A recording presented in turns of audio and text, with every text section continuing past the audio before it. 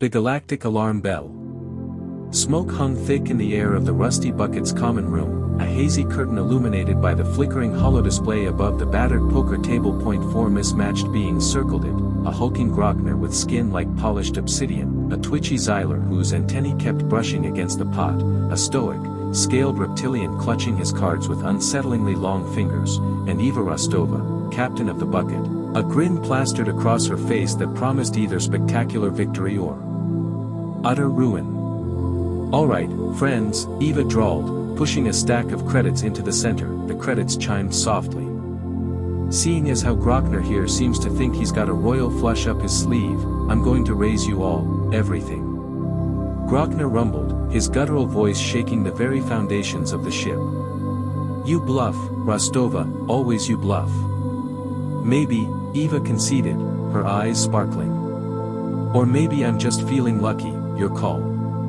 The Xyler, sweating profusely, folded instantly, the reptilian hissed, his forked tongue darting out, before reluctantly pushing his chips forward. Grockner, after a dramatic pause punctuated by a series of loud snorts, matched Eva's bet.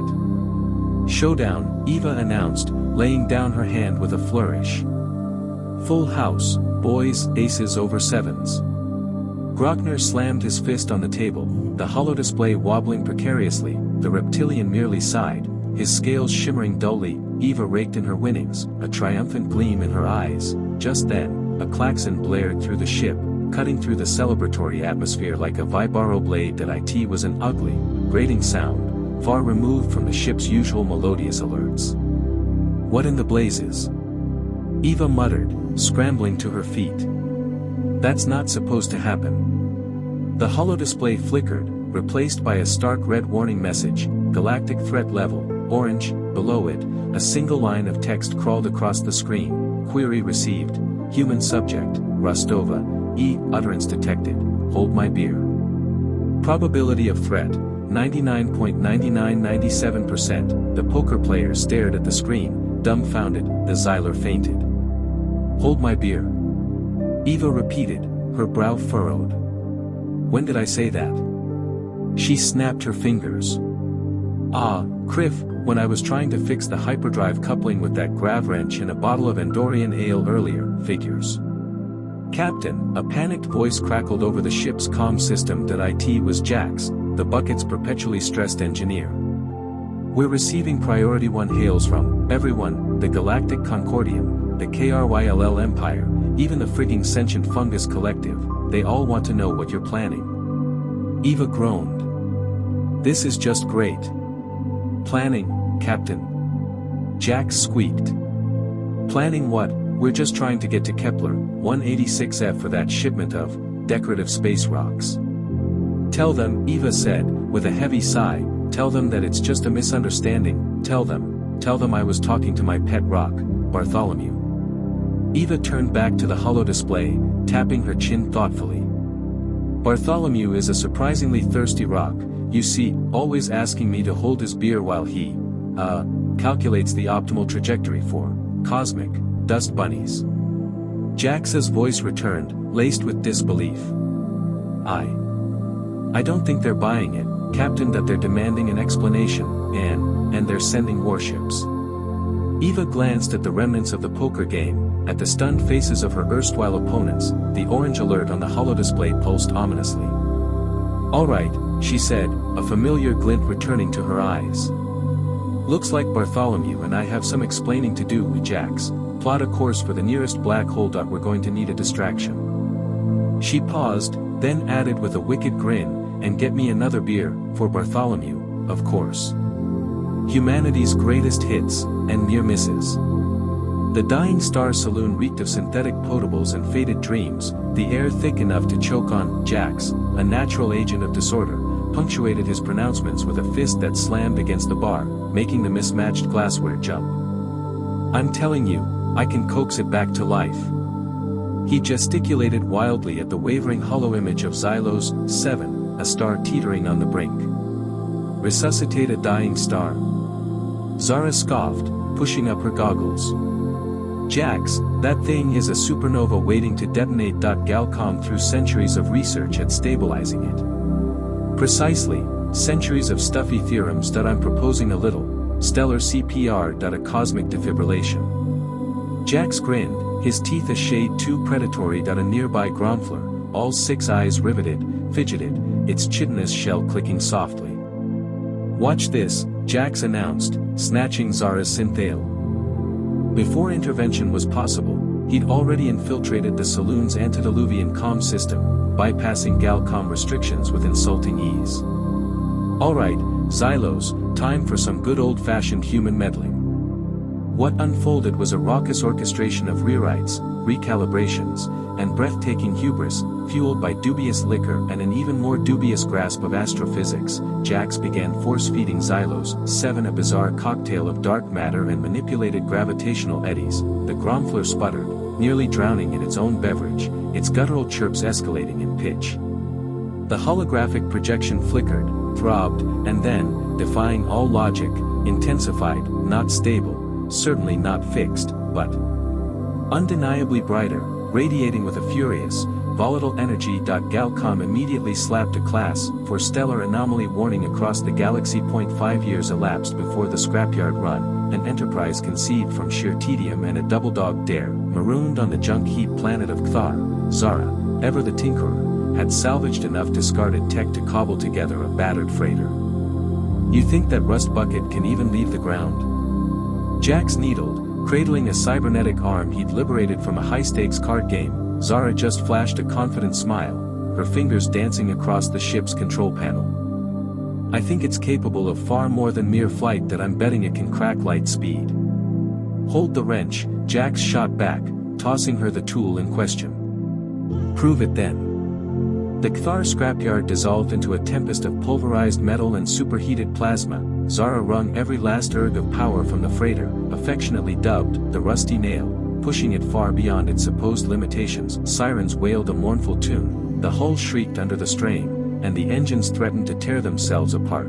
But Zara, laser-focused on the navigation display, steered through the treacherous asteroid field with preternatural skill. This wasn't flying, it was a ballet with oblivion. Then, a tremor in the fabric of space. A shimmering distortion. The impossible was attained. They'd fleetingly, spectacularly, terrifyingly exceeded the speed of light. The Rusty Nail limped back to Cthar, its engines coughing, its hull battle-scarred, but its pilots were beaming like lunatics. Galcom registered a temporal hiccup and promptly issued a galaxy-wide advisory against tampering with spacetime. Yet, it was the prank war with the Grolak Empire that truly etched humanity's reputation into galactic infamy. It started small, a harmless whoopee cushion strategically placed on the Grolak Emperor's throne during a supposedly solemn diplomatic assembly.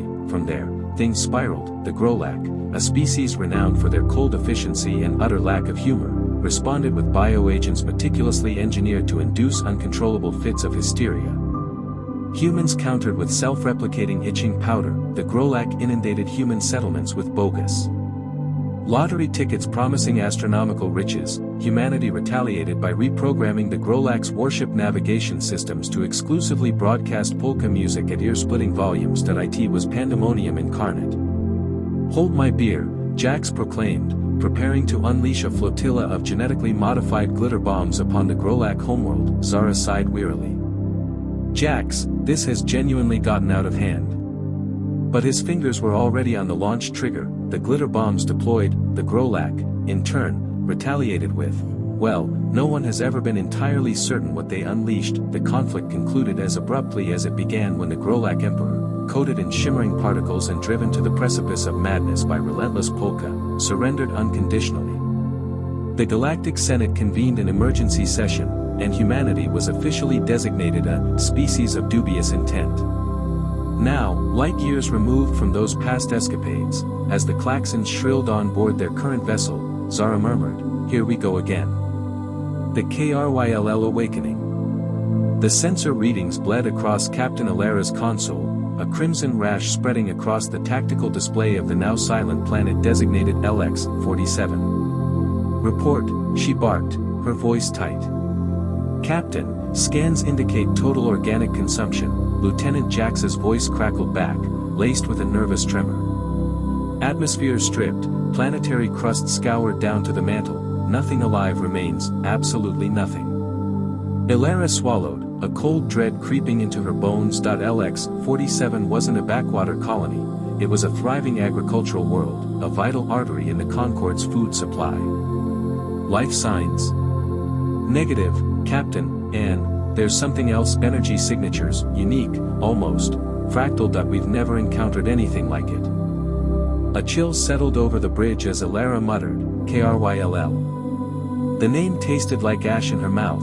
The news of LX-47's fate echoed through the Concorde Council chambers like a death knell. Holographic representatives of a dozen species flickered into existence, their faces etched with concern, the air thrummed with nervous energy.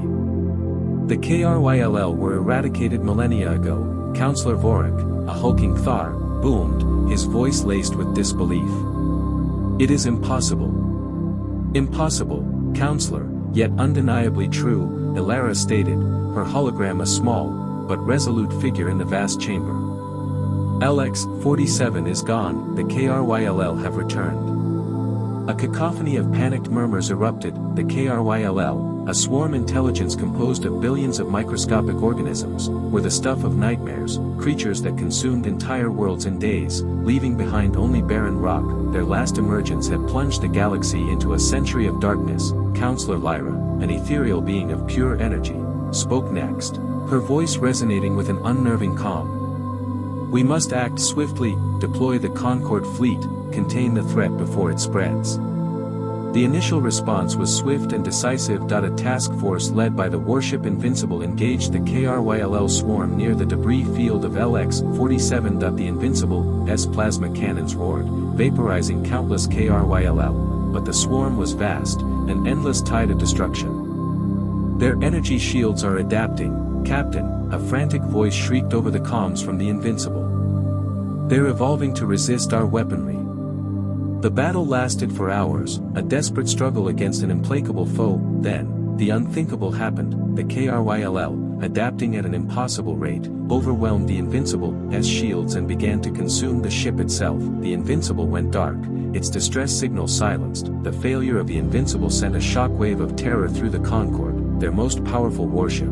Defeated not by a superior force, but by a swarm of microscopic organisms, the KRYLL weren't just back, they were evolving, adapting, becoming an even greater threat than the legends foretold. Alara knew, with a sickening certainty, that the galaxy was facing a crisis unlike any it had ever known, and they were losing badly. A reluctant savior. The summons arrived as a shimmering, holographic crow perched precariously on the Rusty Bucket's cracked viewport. Eva Rostova, currently wrestling a bioluminescent space slug out of the ship's hydroponics bay, almost ignored it, but the crow's insistent squawking, a sound suspiciously like someone clearing their throat to deliver bad news, piqued her curiosity. She wiped her hands on her grease-stained jumpsuit and activated the comm. This is Captain Eva Rostova, she said, her voice carrying a hint of exasperation. To whom do I owe the pleasure of this avian interruption? The crow bowed, its holographic feathers rippling. The Concorde Council requests your immediate presence on Veritas Prime. Eva snorted. The Council? What, did I forget to pay my parking tickets in Sector Gamma? Tell them I'm busy deslugging. This is a matter of grave galactic importance, Captain. Your involvement is deemed crucial. The crow's voice, tinny and officious, held a note of desperation. It vanished, leaving behind only the faintest scent of ozone. Grave galactic importance. Eva glanced back at the half-eaten tomato plant dangling precariously from the slug's jaws. Maybe getting lectured by a bunch of stuffed shirts was preferable to this. Veritas Prime was a symphony of polished chrome and hushed whispers. Eva, still sporting the remnants of the hydroponics incident, felt distinctly out of place. The council chamber was vast, a circular room dominated by a holographic projection of the galaxy, swirling with nebulae and pinpricks of starlight. 12 figures, representatives of the galaxy's most powerful civilizations, sat in dignified silence, their eyes fixed on her. Grand Proctor Valerius, a being of pure energy contained within a shimmering crystal matrix, addressed her first. Captain Rostova, your unconventional methods have come to our attention. Eva shifted uncomfortably. Unconventional? I prefer thinking outside the box. The box, in this case, being established interstellar law, muttered a reptilian delegate, his forked tongue flicking nervously. Valerius continued, his voice resonating with ancient authority. We face a new threat, Captain. A species known as the KRYLL, they are immune. Immune to what? Eva asked, genuinely curious. Everything, energy weapons, biological agents, even temporal distortions, our most sophisticated technologies are useless. The galaxy projection flickered, highlighting a region of space consumed by a creeping darkness. They are relentless, consuming everything in their path. Another council member, a hulking insectoid with iridescent wings, buzzed impatiently. We have exhausted all known strategies. The KRYLL adapt instantaneously, their biology defies all known scientific principles. Eva considered this, invincible space locusts, lovely. So, why me? She finally asked. I'm just a smuggler with a knack for getting into trouble. What can I possibly do that the combined might of the Concord Council can't? Valerius's energy form flickered. Precisely, you are unpredictable, Captain. Humans, you possess a capacity for illogical solutions that defies all rational analysis. It is, perhaps, our only hope. Eva scoffed. So you're saying you need me because I'm a screw-up? The reptilian delegate hissed, a dangerous, lawless, screw-up. Ignoring him, Valerius said, we need someone willing to think outside the established parameters, Captain, someone willing to improvise. Eva looked around the chamber, at the faces etched with worry, the swirling galaxy slowly being devoured by the KRYLL. She thought of the rusty bucket, her ragtag crew, and the precarious balance they maintained in the vast, uncaring universe. And what's in it for me? She asked, her voice suddenly steely. Besides saving the galaxy, of course. Valerius remained silent for a moment. We will expunge all outstanding warrants against you and your crew, and we will provide you with resources. Eva grinned. Resources, huh? Enough to finally fix that hyperdrive regulator? The reptilian delegate groaned, the insectoid buzzed louder, Valerius simply nodded. All right, Eva said, a spark of reckless determination in her eyes. Let's go annoy some space locusts. The ludicrous plan. A sonic disruptor, aimed at the nexus point. Counselor Valerius steepled his 4 slender fingers, his chitinous face a mask of polite disbelief. Captain Rostova, with all due respect, this sounds fanciful. Eva Rostova leaned forward, the harsh light of the Veritas Prime Council chamber reflecting off the grime on her cheek. She hadn't had time to properly scrub down the rusty bucket since their emergency summons. Fanciful, Counselor, is a polite word for insane, but the situation is insane, isn't it? The KRYLL are pouring through the dimensional tiers like space ticks on an Iridian hound. Standard tactics aren't working. And you believe, a sonic pulse, calibrated to resonate with Earth legends, will solve this? Counselor Lin, a being of pure energy contained within a shimmering containment field, pulsed with skeptical light. Eva gestured to the holographic display, a swirling vortex of colors representing the unstable nexus point, the epicenter of the KRYLL invasion. The KRYLL are anchored to something on the other side, something that resonates with fear, with chaos. My research suggests a connection to pre-spaceflight Terran mythology, specifically, entities known as old gods. She suppressed a shiver, even uttering the words felt foolish. Old gods, Earth legends.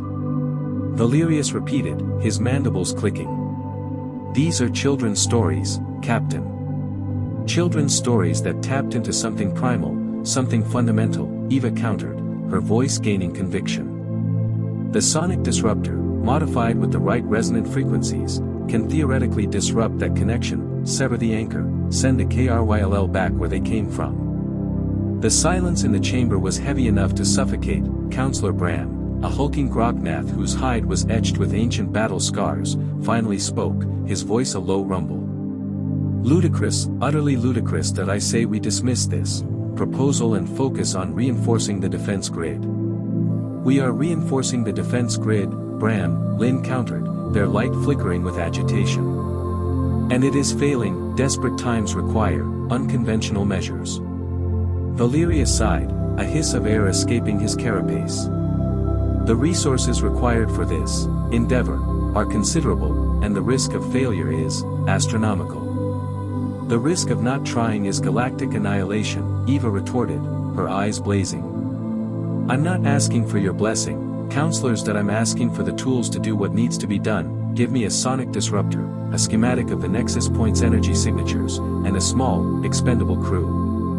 The counselors exchanged tense glances. The situation was dire. The KRYLL were relentless, their chitinous hordes overwhelming defenses with unnerving ease. Conventional warfare was proving useless against their ability to phase through energy shields and corrupt technology. Finally, Valerius spoke, his voice weary. We will grant you limited resources, Captain Rostova. A modified sonic disruptor from the Viridian Research Facility. A crew, assembled from available personnel, but understand this is a last resort. That if you fail. He didn't need to finish the sentence. Eva nodded, a grim smile playing on her lips. Failure is not an option. As she turned to leave, she heard Bram mutter, she'll probably try to fight them with a rubber chicken next. Eva didn't bother to turn around. Rubber chickens might actually work. Besides, the Rusty Bucket crew had faced worse odds with much less. Now, all she needed to do was find a few brave, or perhaps just incredibly stupid, souls willing to bet the fate of the galaxy on a smuggler's hunch and a ludicrous plan based on ancient Earth legends, assembling the misfits. The Xyler engineering bay reeked of ozone and despair, a scent Jax thou knew intimately. He hunched over a diagnostics panel, his multi-jointed fingers dancing across the holographic display, trying to coax a recalcitrant power coupling back to life. Didn't these humans ever maintain their equipment? Jax, a voice cut through the hum of failing machinery. Eva Rostova. Jax didn't need to turn around, he could practically smell her determination, a scent almost as pungent as the ozone. Rostova, he grunted, not bothering to mask the irritation in his voice. I'm rather busy preventing this heap of junk from imploding again. Eva ignored his sarcasm, a talent he found both infuriating and, against his better judgment, mildly impressive. I need your help. Jax snorted. And I need a Nebula-class repair bot, but neither of us are getting what we want, are we? This is different. Eva stepped closer, her shadow falling across the diagnostics panel, further obscuring his view. I have a plan. Jax finally turned, raising a skeptical eyebrow. A plan? Involving what, exactly? Defying the laws of thermodynamics, insulting a Kthar battle cruiser into submission. Close, Eva grinned, a flash of white teeth in the dim light. But this involves stealing a ship and saving the galaxy. Jax blinked, then blinked again. Hold, please, did you say, stealing a ship and saving the galaxy, in the same breath? That's the gist of it, yes. Eva's grin widened. And I need an engineer who can make a rust bucket fly faster than a comet. That's you, Jax. He weighed his options, stay here, watching his sanity slowly erode as he fought a losing battle against entropy, or join Eva Rostova on a galaxy-saving, ship-stealing adventure. The latter sounded significantly less boring, if marginally more terrifying. Fine, he sighed, the word heavy with resignation. But if I die, I'm haunting you, and your descendants, for millennia. The Stardust Drifter, a battered freighter with more patches than hull plating, was a testament to Eva's creative acquisition methods. Jax shuddered as he ran a diagnostic scan. He'd seen cleaner garbage scows. Everyone, this is Jax, Eva announced, gesturing towards him. Our resident genius and professional complainer. A figure detached itself from the shadows of the cargo hold. A hulking Krogan, its chitinous plate scarred and dented, grunted in acknowledgement. Krog. Charming, Jax muttered. Then there was Pip, or as Jax mentally referred to him, the human hurricane. He was a wiry human weapons specialist who bounced on the balls of his feet, practically vibrating with nervous energy. Awesome to meet you, Jax. Eva says you can make this thing fly faster than a caffeinated space slug. He slapped the hull of the drifter with unnecessary force. Jax winced. Please refrain from physically assaulting the ship, its structural integrity is fragile. With the barest of introductions complete, Eva barked orders. Jax, get us out of this port. Krog, man the cannons. Pip, you're on sensor duty. The port authorities weren't exactly thrilled about their unscheduled departure. Alarms blared, and a handful of patrol ships gave chase. Jax wrestled with the drifter's ancient navigation system, coaxing it to life with a combination of Xylar engineering and desperate pleas. Asteroid field ahead. Pip shrieked, his voice high-pitched with excitement. Dead center. Looks like someone set up a little shooting gallery. Eva's voice was calm, almost unnervingly so. Jax, can you navigate us through? Jax stared at the swirling mass of rock and ice on the main view screen that he estimated trajectories, plotted courses, and calculated probabilities. The odds were abysmal. It's inadvisable. Eva grinned. Hold my beer, Jax. And with that, she slammed the throttle forward, plunging the Stardust Drifter headfirst into the asteroid field. Jax gripped his console, muttering Xylar curses under his breath, as the ship bucked and weaved through the treacherous maze, a chaotic dance of near misses and close calls. Pip cheered with manic glee, Krog fired the cannons with practiced precision, and Eva Rostova, against all odds and common sense, steered them through the gauntlet, leaving a trail of shattered asteroids and bewildered port authorities in sabotage and revelation. The sonic weapon's guttural throb permeated the cramped workshop, a low-frequency assault on Jax's very core. He loathed that sound, the embodiment of unchecked power and procedural disregard. Eva termed it blue sky thinking. Jax saw a death wish shimmering in the air. Despite years of practiced control, his usually rock-steady fingers betrayed a slight tremor as he extracted a critical modulator. The component pulsed with tightly woven circuits, a miniature galaxy of contained energy. In his other hand, he held a compact disruptor, typically employed against wayward mining automatons, and leveled it at the modulator's heart. Nothing personal, Rostova, he murmured, his words swallowed by the weapon's oppressive drone. A fleeting discharge, enough to introduce a subtle fracture in the energy matrix, an infinitesimal flaw that would blossom into catastrophic failure at the crucial moment that he reinstalled the modulator, tightening the screws with meticulous care. Undetectable, flawless.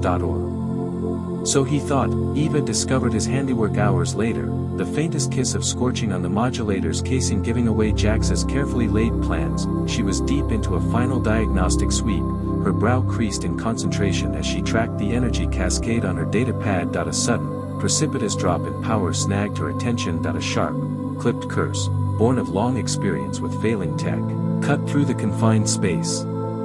Jax, she stated, her tone laced with a dangerous calm. He materialized in the doorway, affecting surprise. Rostova, something amiss?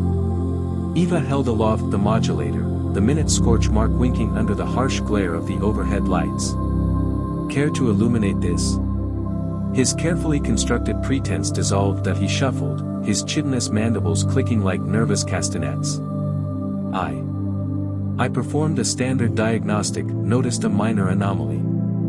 An anomaly you induced with a disruptor blast? Eva's eyes narrowed, sharp as honed blades. Spare me the charade, Jax. I practically cut my teeth in the guts of a derelict freighter. I recognized the scent of sabotage. He expelled a breath, his posture slumping like a punctured pressure suit. It's not safe, Rostova, your plan. It's foolhardy. We're marching to our graves. And you thought to remedy that by crippling our only advantage, by signing our death warrants as prisoners? Her voice gained altitude with each word, a gathering storm. Captivity beats annihilation. He spread his hands, a gesture of desperate plea. There must be another avenue. A safer approach. Safer, Jax, safe ceased to exist the moment the KRYLL descended. They've ground countless worlds to dust. They have no interest in treaties or compromises. This is our opening, our solitary chance. She closed the distance, her gaze unwavering. I understand your fear, believe me, I share it, but fear will not steer this ship, not now. He averted his gaze, focusing on the complex web of conduits snaking along the wall. He despised this feeling of helplessness, caught between his deep-seated caution and the fierce, unyielding resolve emanating from Eva. You ask too much. I'm asking for your trust, for our collective trust that we're a unit, Jax. Or are we merely sharing space? The question hung suspended, a weighty question mark. Jax met Eva's gaze, the fire in her eyes mirroring the fragile hope she nurtured for the entire galaxy. He knew she was correct. He knew that inertia was as treacherous as reckless abandon. Repair it, she instructed, her tone softening, revealing a sliver of genuine warmth. Repair it, Jax, and then perhaps we can explore more constructive outlets for your anxieties. He swallowed, the tang of concession bitter on his tongue. Fine, he grumbled, accepting the modulator from her extended hand. But when this implodes, I'm holding you accountable. Eva simply smiled, a small, weary smile that hinted at genuine affection.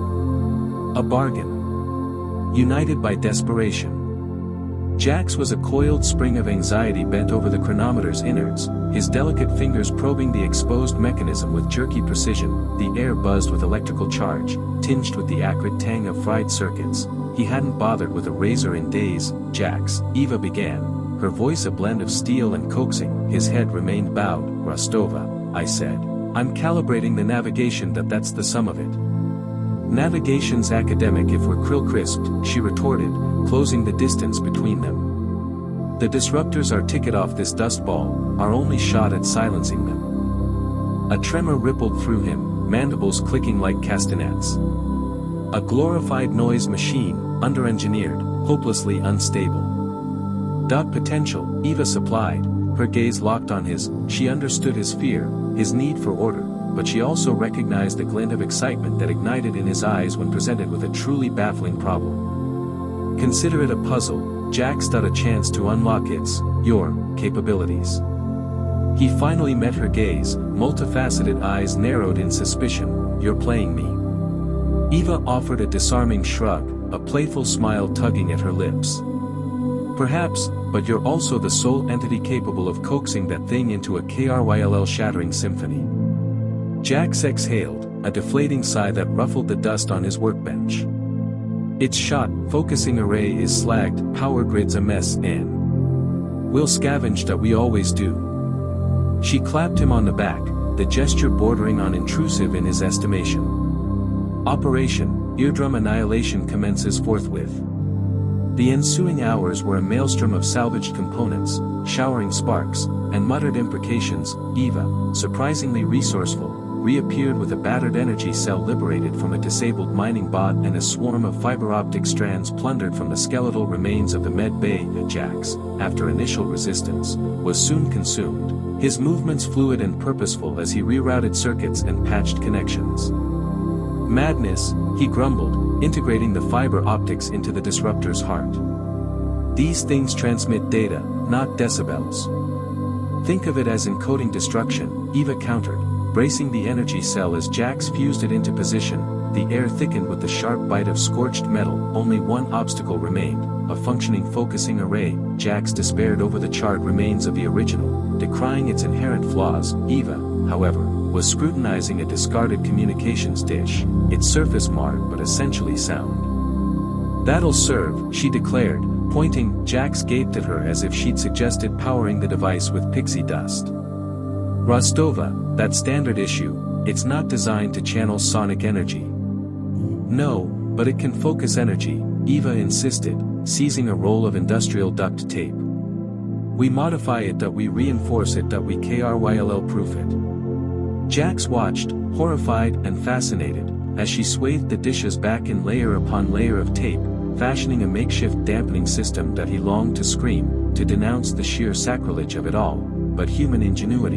born of desperation and an utter disregard for convention, held him captive. It was a force both terrible and compelling. At long last, smeared with grime and radiating exhaustion, they stepped back to assess their handiwork, the sonic disruptor, cobbled together and held together with tape, resembled a monument to utter recklessness more than a weapon of war. Jax swallowed hard, his throat suddenly dry. Either it'll work spectacularly, or it'll detonate and send us both to oblivion. Eva's grin widened, her eyes gleaming with manic intensity.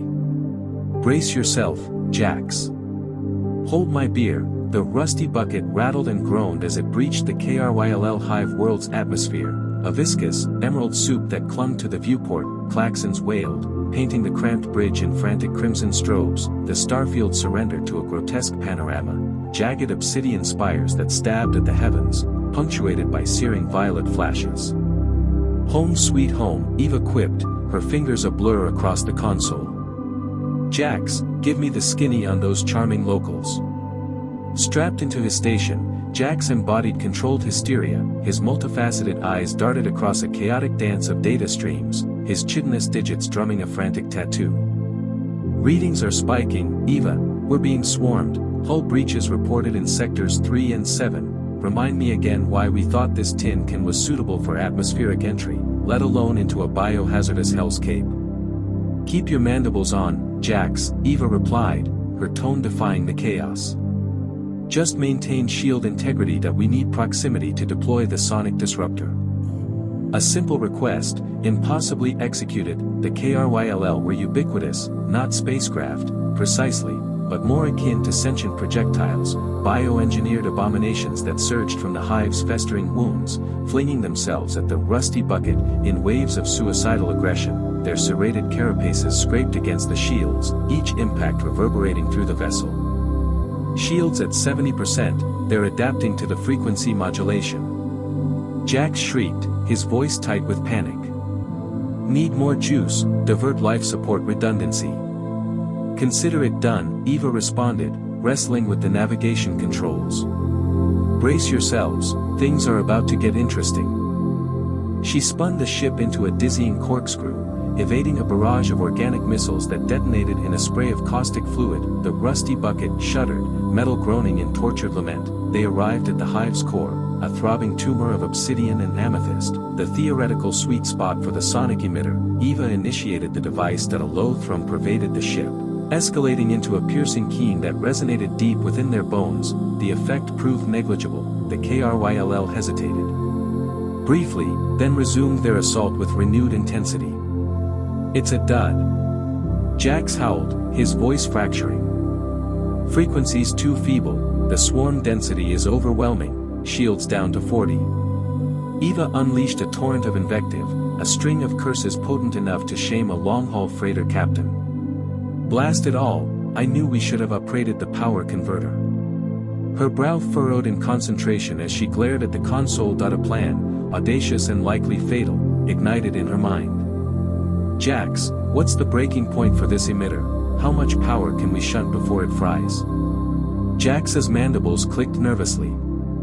Eva, you're raving mad. Oh, she spun the ship into a dizzying corkscrew, evading a barrage of organic missiles that detonated in a spray of caustic fluid. The rusty bucket shuddered, metal groaning in tortured lament. They arrived at the hive's core, a throbbing tumor of obsidian and amethyst, the theoretical sweet spot for the sonic emitter. Eva initiated the device that a low thrum pervaded the ship, escalating into a piercing keen that resonated deep within their bones. The effect proved negligible. The KRYLL hesitated briefly, then resumed their assault with renewed intensity.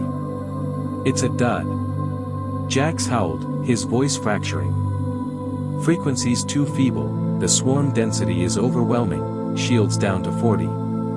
Eva unleashed a torrent of invective, a string of curses potent enough to shame a long-haul freighter captain. Blast it all, I knew we should have upgraded the power converter. Her brow furrowed in concentration as she glared at the console. A plan, audacious and likely fatal, ignited in her mind. Jax, what's the breaking point for this emitter? How much power can we shunt before it fries? Jax's mandibles clicked nervously. Eva, you're raving mad. Overloading it will destabilize the entire grid. We'll be sitting targets out here. We're already targets, Jax. Eva snapped back, her gaze unwavering. Unless you're harboring a better scheme, time's not on our side. Jax vacillated, his expression a tableau of conflicting emotions. That he loathed this, that he detested her impulsive gambles, her contempt for protocol, her maddening, almost preternatural knack for snatching victory from the jaws of defeat, but a grudging admiration simmered beneath the surface. Maximum theoretical output, 300%, he stammered, his fingers dancing across the console. But the containment matrix will fail. It's oblivion, Eva. Eva grinned, a wild, almost unhinged expression blooming across her face. Then let's roll the dice. She inputted the override commands, her fingers a lightning storm. The sonic emitter began to wail, the tone climbing toward an unbearable screech. The rusty bucket convulsed violently, sparks erupting from every joint. The KRYLL's reaction was instantaneous. They faltered, their chitinous exoskeletons trembling violently, the swarm fractured, the living weapons retreating back towards the hive.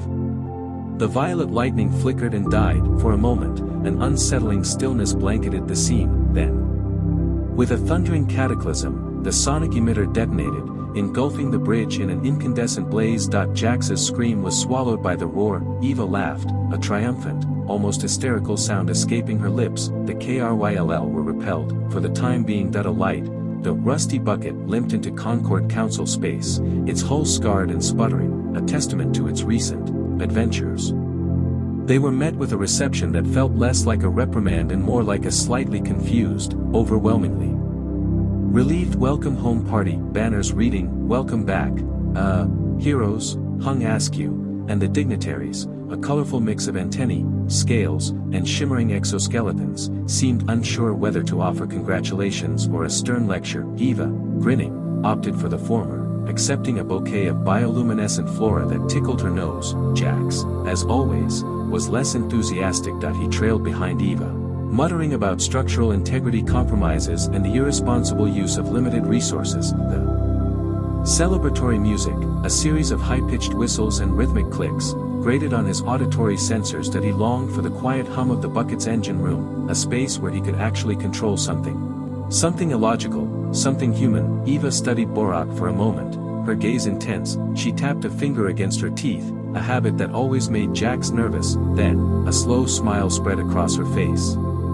"I'm going all in," she announced, pushing her remaining credits into the pot. A collective gasp filled the small cabin. Borak's scales rippled with surprise. Jax felt a surge of panic. He knew Eva was bluffing. He could see it in the almost imperceptible twitch of her lip, but he also knew that Borak didn't see it. Borak hesitated, his beady eyes darting between Eva and the pile of credits. Finally, with a sigh that sounded like escaping steam, he folded. Eva raked in the winnings, her smile widening. "Sometimes," she said, her eyes twinkling, "you just gotta bet on the future."